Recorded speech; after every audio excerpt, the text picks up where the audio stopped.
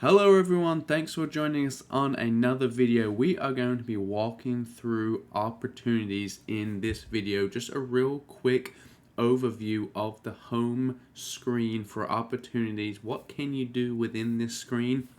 What will it be used for to help your business? And what are a few best practices? So we've come over here and gone into opportunities. And the first thing we are seeing on this screen is really our pipeline that we're going to get to in just a second. But starting along the top, this is an individual agent account, so we're always going to have our name and all opportunities. If you are on a team or a team rainmaker, you're also going to have an extra tab just to the left of your name, which will be the team opportunities. So right now we're really looking at a nice clean pipeline screen. If we were to go to all opportunities, we are going to see those in more of a list view compared to the more graphic view showing the different stages of our pipeline. So again, clicking on all opportunities will bring up more of a list view. You'll also from here have the ability to slightly easier search for an address. Maybe you want to go ahead and pull up a filter and search for a certain person. Maybe you're just looking to see who from your team has something under contract right this second, selecting only buyer and under contract stage and phase. So plenty of things that you can do from within the all opportunities tab up top. And again, make sure that you know all opportunities. We can go to filters again and include archived opportunities. These will bring back those opportunities that were archived as well. So maybe we did that by accident. Outside of that, we're probably not bringing back archived opportunities. Top right here, pretty self-explanatory. You can increase the number of opportunities that you can see. You can go from one page to another page. And of course, anytime we have these three dots, there's always some shortcuts hidden behind them. We can click those and really view is going to take us into the opportunity, and archive the opportunity is one that's just going to remove it from this screen in the system. So if we're archiving an opportunity, we likely never really began working with that person in the first place, or maybe there was an error within it and we are redoing that opportunity. Coming back over here, clicking on our name so that we can get back into that clean pipeline looking view. If we got anything that we need to import from .loop, we can certainly do that here. Just remember, we always want to connect DocuSign or .loop from within an opportunity before we go to DocuSign or .loop to send that first ever document to our client. Make sure you check out our video on connecting DocuSign to your opportunity, and .loop will work the exact same way. The next button in the top right is your Create Opportunity button, and so make sure you check out our video for what is an opportunity and why you would want to use opportunities as your sales pipeline. But before clicking Create Opportunity, make sure you have added the contact first. Okay, we need to have the person in our database, because when we create the opportunity to add it to our sales pipeline or to create the opportunity to start submitting documents to compliance to review, we do attach a contact to that opportunity so we know who the buyer, the seller, or the tenant or the landlord is.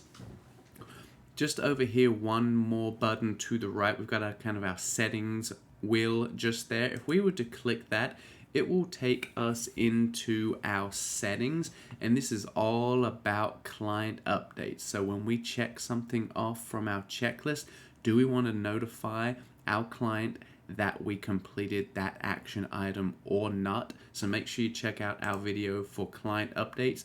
Really cool way of staying in touch with those that we're doing business with and just letting them know the day-to-day things that we are doing for them. So now moving down just a little, you guys can see that let's talk about three different pipelines that we have just here. So of course we have our listings, those are our sellers, we have our buyers, and we have our leases, where we will be combining tenants and landlords together. So along the top just here, we have our different phases, and these phases are going to be locked in, and each different category of listing and buyers, the phases are the same. So cultivate, appointment, active, under contract, and close. So the cultivate stage, or cultivate phase, sorry, that's really, we just got into a relationship with somebody, or someone we're already in a relationship with from our sphere of influence has shown us some signs that they may want to do business in the world of real estate, in the next few months, in the next 9 months, and we want to add them to our sales pipeline so that we can give them some extra love, make sure they don't fall through the cracks, and really keep them in front of us so that we can stand a better chance of converting them there. The appointment stage phase, we've either set an appointment with them, or we've gone on an appointment and we're just looking to convert them. Active would be an active seller. Under contract, we'd have that person under contract.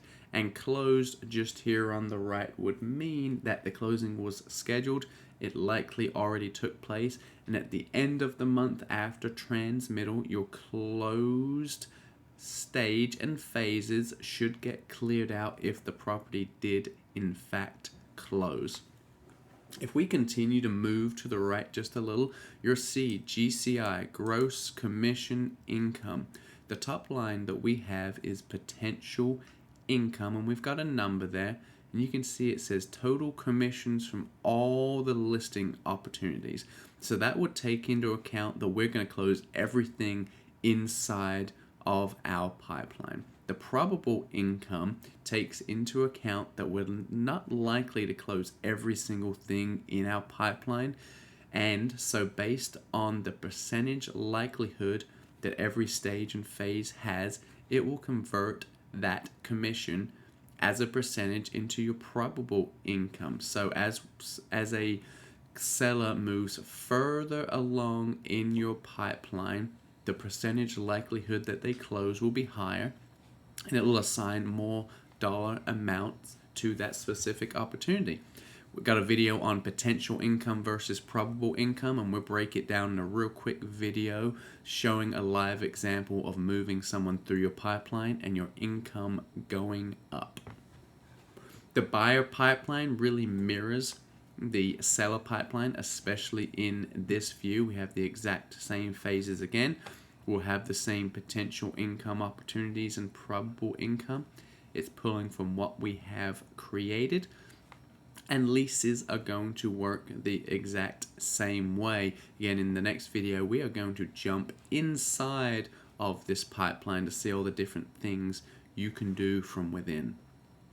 As we go down just a little, we're going to start looking at a little bit of data. And so on the left side, you can see it's really breaking down how many listings, buyers, and leases are we working with right now, and what are the percentages. Sometimes we set goals that we want to be 70% listing focused. Well, am I on track to do that or not? This activity chart over here is going to track the number of opportunities that we have in our pipeline. So again, maybe we're looking for some seasonality trends, and we're going to click on listings. Has there been a time in our business where we've had some jumps in listing opportunities? When did we first add those people to our pipeline there? So again, the more data we can give the system, the more data we can track through the system as well. The last screen will tell us what closings do we have this month, and so make sure you know how to add the data to a contact within the opportunities, so that when you edit the details and it asks, when did you win that agreement? When did you put that person under contract? When is the estimated closing date? All that is found when you add a opportunity and create it, and it will track it. So if you have a closing this month, based on the info you gave it, it will pull it right down here to this part of the system. So again, make sure you guys are using this home screen. We're going to be talking about setting goals and some best practices around this. Best practice here is we're adding buyers and sellers to our pipeline months ahead of time from when they're doing business with us. A lot of times people are using opportunities and compliance as they just put a buyer under contract and now I need to submit my documents to the compliance team, which we absolutely have to do. However, that buyer likely should have been added to your pipeline months ahead of time so we can give them some extra attention.